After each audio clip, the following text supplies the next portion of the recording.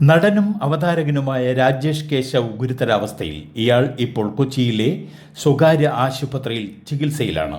ഇന്നലെ രാത്രി കൊച്ചിയിലെ ഒരു സ്വകാര്യ ഹോട്ടലിൽ നടന്ന പരിപാടിക്കൊടുവിൽ രാജേഷ് കുഴഞ്ഞു വീഴുകയായിരുന്നു. ഉടൻ തന്നെ ആശുപത്രിയിൽ എത്തിച്ചെങ്കിലും കുഴഞ്ഞു വീണതിനെ തുടർന്ന് ഹൃദയാഘാതമുണ്ടായതായി ഡോക്ടർമാർ പറഞ്ഞു. ആൻജിയോപ്ലാസ്റ്റിക് വിധേയനായ അദ്ദേഹം വെന്റിലേറ്ററിൻ്റെ സഹായത്തോടെയാണ് ഇപ്പോൾ ജീവൻ നിലനിർത്തുന്നതെന്നാണ് റിപ്പോർട്ടുകൾ. അർബുദം ബാധിച്ച യുവതി മരിച്ച സംഭവത്തിൽ ആക്യുപഞ്ചർ വിദഗ്ധർക്കെതിരെ കുടുംബം പരാതി നൽകി. 45-കാരിയായ ഹാജിറ കഴിഞ്ഞ ഞായറാഴ്ചയാണ് മരിച്ചത്. യുവതിയുടെ ആരോഗ്യസ്ഥിതി മറച്ചുവെച്ചാണ് സ്ഥാപനം ചികിത്സിച്ചതെന്ന് കുടുംബം ആരോപിക്കുന്നു. 6 മാസമായി ഹാജിറ സ്ഥാപനത്തിൽ ചികിത്സയിലായിരുന്നു. തുടർന്ന് രോഗം മൂർച്ഛിച്ചപ്പോൾ മറ്റൊരു ഡോക്ടറെ സമീപിച്ചു. അപ്പോഴാണ് ക്യാൻസറാണെന്ന് കണ്ടെത്തിയത്.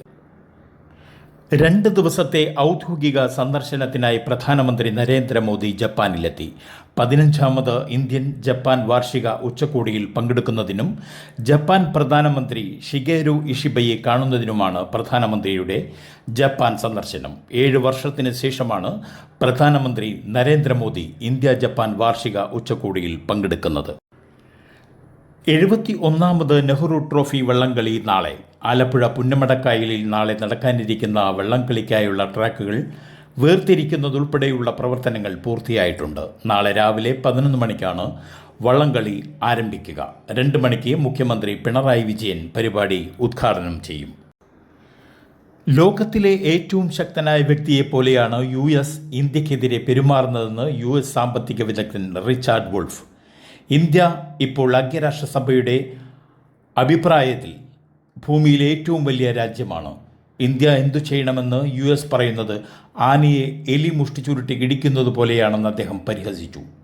ഇന്ത്യൻ ഉൽപ്പന്നങ്ങൾക്ക് ഡൊണാൾഡ് ട്രംപ് ഏർപ്പെടുത്തിയ അധിക തീരുവ പ്രാബല്യത്തിൽ വന്നതിനു പിന്നാലെയാണ് റിച്ചാർഡ് വുൾഫിൻ്റെ പരാമർശം.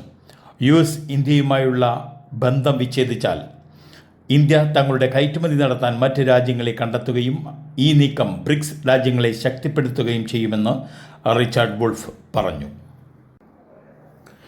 തെരഞ്ഞെടുപ്പ് കമ്മീഷന്റെ ക്രമക്കേടുകൾ ചൂണ്ടിക്കാട്ടുന്ന വെളിപ്പെടുത്തലുമായി വീണ്ടും പ്രതിപക്ഷ നേതാവ് രാഹുൽ ഗാന്ധി. ബീഹാറിലെ വോട്ടർ പട്ടികയിൽ ഒരൊറ്റ വീട്ടു നമ്പറിൽ 947 പേരുകളാണ് ചേർത്തിരിക്കുന്നതെന്ന് അദ്ദേഹം ചൂണ്ടിക്കാട്ടി. വോട്ടർ അധികാർ യാത്രയ്ക്കിടെയാണ് രാഹുൽ ഇക്കാര്യം പുറത്തുവിട്ടിരിക്കുന്നത്. ബീഹാറിലെ വെസ്റ്റ് ചമ്പാരാനിൽ നിന്നാണ് യാത്ര ആരംഭിച്ചത്.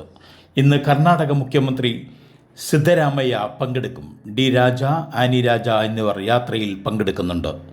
സെപ്റ്റംബർ 1-നാണ് പറ്റ്നയിൽ യാത്ര സമാപിക്കുക.